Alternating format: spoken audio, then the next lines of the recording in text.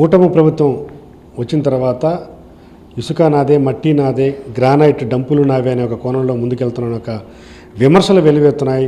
నిన్న అద్దంకి, బల్లికొరవ ప్రాంతాల్లో కూడా పెద్ద ఎత్తున గ్రానైట్ కార్మికులు కావచ్చు, గ్రానైట్ ఫ్యాక్టరీ యాజమాన్యాలు కాబట్టి పెద్ద ఎత్తున రోడ్డుకి నిరసన తెలిపినాయి. అందులో పార్టీలకు అతీతంగా తెలుగుదేశం పార్టీ శ్రేణులే ఆందోళన చేసినట్టు పరిస్థితి ఉంది. ప్రస్తుతం YSR Congress party Addanki in charge doctor Ashok Kumar గారు ఆయనతో మాట్లాడే ప్రయత్నం చేద్దాం. సార్ చెప్పండి, నిన్న మీ కాన్స్టిట్యున్సీలో దాదాపు పెద్ద ఒక ఆందోళన జరిగినటువంటి పరిస్థితి ఉంది. ఏఎంఆర్ సంస్థకు సంబంధించినటువంటి చెక్ పోస్టులను కూడా ధ్వంసం చేశారు. ఎందుకు అంత ఆందోళన కొనసాగుతుంది? ఇందులో అన్ని పార్టీల వాళ్ళు ఉన్నారని చెప్తున్నారు. ముఖ్యంగా మన బల్లికొరవ మండలంలోనూ పక్కన ఉన్నటువంటి మార్టూరు, చీమకుర్తి వీటిలన్నిట్లో ఏంటంటే మన ఇండియాలోనే దాదాపు బెస్ట్ క్వాలిటీ స్టోన్ అనేది అక్కడ దొరుకుతుందండి. బిఫోర్ ఎలక్షన్స్ కూటమి ప్రభుత్వం, పర్టికులర్లీ తెలుగుదేశం ప్రభుత్వము, నారా లోకేష్ గారు యువగళం పాదయాత్ర చేస్తూ ఏం చెప్పారంటే, ఒంగోలులో మైనింగ్ వర్కర్సు, మైనింగ్ అసోసియేషన్ వీళ్ళందరితో ఒక చిన్న మీటింగ్ లాగా పెట్టారు, గెట్ టుగెదర్ లాగా పెట్టి దానిలో చాలా ఇమ్మెచ్యూర్ కామెంట్స్ చేశారన్నమాట. ఎలాగంటే అప్పటి వరకు జగన్మోహన్ రెడ్డి గారు ఏం చేశారంటే అండి, ఎవరు ఒకళ్ళు ఇద్దరు ఏం చేస్తున్నారంటే ఇల్లీగల్గా వాటిని తీసుకెళ్ళటము, రాయల్టీ చెల్లించకుండా బయటకు తీసుకెళ్తున్నాము చేస్తున్నారనమాట. సో దీనిలో పారదర్శకత తీసుకురావాలని, ఎవరైతే తప్పు చేస్తున్నారో వాళ్ళని కూడా కంట్రోల్ చేయాలి అని జగన్ గారు ఏం చేశారంటే ఒక థర్డ్ పార్టీని, ఏఎంఆర్ అనే ఒక థర్డ్ పార్టీని తీసుకొచ్చి వాళ్ళ చేత అంటే రాయల్టీ ఎలా కలెక్ట్ చేయాలి, అసలు ఏం జరుగుతుంది, అతి తక్కువ సీనరేజ్ రాయల్టీతో, అంటే ఆ రోజు ఉన్న ప్రకారం 27,000 రూపాయలు మాత్రమే పెట్టారండి. ఆ 27,000 రూపాయలు పెట్టినప్పుడు కూడా దాదాపు అందరితో ఒకసారి సంప్రదించిన తర్వాత వాళ్ళు కూడా ప్రతి ఒక్కళ్ళు ఇష్టపడ్డారు. అంటే ఇనీషియల్గా సార్ కొద్దిగా కష్టం అవుద్ది అన్నా కానీ, సరే ఒక పని చేయండి, ఒక 3-4 నెలలు చూడండి, మీకు ఏదైనా ఇబ్బంది అయితే కనుక కూర్చొని మళ్ళీ దాన్ని సరిచేద్దామని జగన్ గారు చెప్పడం జరిగింది. అది కంటిన్యూ అయిన క్షణంలో అందరూ దాన్ని యాక్సెప్ట్ చేశారండి. అంటే తక్కువ ఉంది, అందరికీ బెనిఫిట్ ఉంది, ఇబ్బంది ఏం రావట్లేదు అని యాక్సెప్ట్ చేశారు. అప్పుడు నారా లోకేష్ గారు ఒక ప్రైవేట్ సంస్థకి మీరు ఎలా ఇస్తారు, ఇది జగన్ మైనింగ్ కంపెనీ అనేది చాలా ఇమ్మెచ్యూర్ కామెంట్స్ చేశారండి. మేము అధికారంలోకి రాగానే దాన్ని తీసేస్తాము, ఆ ప్రైవేట్ కలెక్షన్ ఏజెన్సీని తీసేస్తాము, మళ్ళీ మైనింగ్ ఆఫీసర్ని నియమిస్తాము అనేది చాలా స్ట్రాంగ్గా చెప్పారు. బట్ కూటమి ప్రభుత్వం, గవర్నమెంట్ అధికారంలోకి వచ్చిన తర్వాత ఇంతకుముందు ఏదైతే సీనరేజ్ 20 రాయల్టీ కానివ్వండి 27,000 చేశారో దాన్ని ఆల్మోస్ట్ 35,000కి తీసుకెళ్ళి దాంతోపాటు జిఎస్టీ అధికం.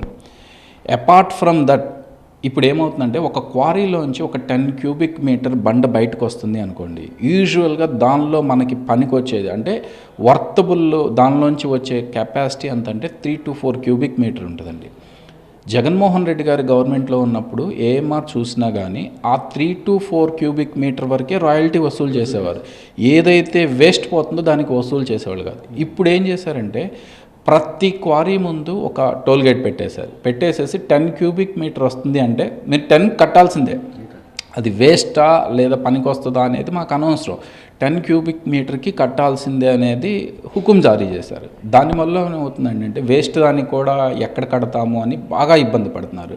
అపార్ట్ ఫ్రమ్ దట్ ఈ 35,000 జిఎస్టీ కాకుండా మళ్ళీ ఒక ట్యాక్స్ రూపంలో, అది ఏ ట్యాక్స్ అనాలి అనేది ఇంకా వాళ్ళకే వదిలేద్దాం, అది నారా ట్యాక్సా ఇంకొక ట్యాక్సా, అదే ప్రైవేట్ కంపెనీని కంటిన్యూ చేస్తూ దాని పేరు మార్చుకున్నారేమో, నారా మైనింగ్ కంపెనీ అనో లేదా కొన్నిదెల్ల మైనింగ్ కంపెనీ అనే పేరు మార్చుకున్నారో తెలియదు కానండి, సేమ్ అదే కంటిన్యూ చేస్తూ ఇప్పుడు ఆల్మోస్ట్ 75,000 నుంచి 85,000 వరకు కలెక్ట్ చేస్తున్నారు.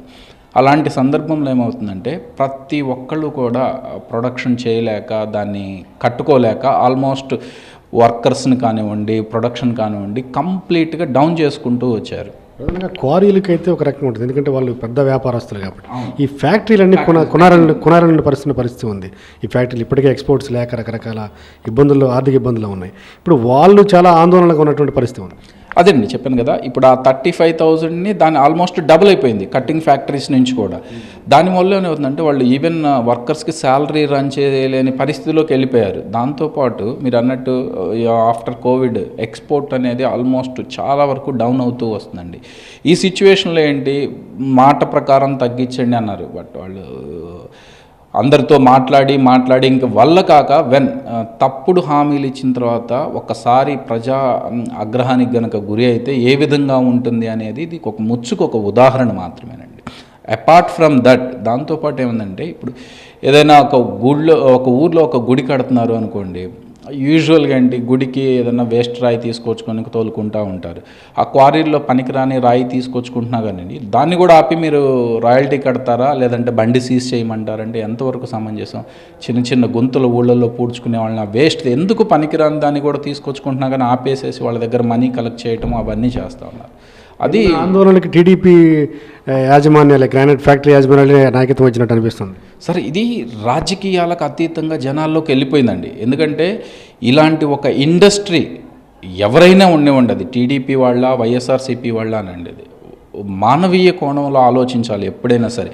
ఇండస్ట్రీ బాగుంటే దాని మీద డిపెండ్ అయ్యి దాదాపు లక్షల్లో మంది వర్కర్స్ డైరెక్ట్గా ఎంప్లాయ్మెంట్ ఉంటుంది, దాంతోపాటు ఇండైరెక్ట్గా కొన్ని కోట్ల మంది దాని మీద బతుకుతూ ఉంటారండి. అలాంటి దాన్ని దెబ్బ కొట్టినప్పుడు ఏంటంటే, సొంత పార్టీ ఎవడైనా సరే మన దగ్గర నోటి ముద్ద లాక్కుంటున్నప్పుడు ఏదో ఒక స్టేజ్లో డెఫినెట్గా బర్స్ట్ అవుతాయి ఎదురుగా. అదే జరిగిందండి.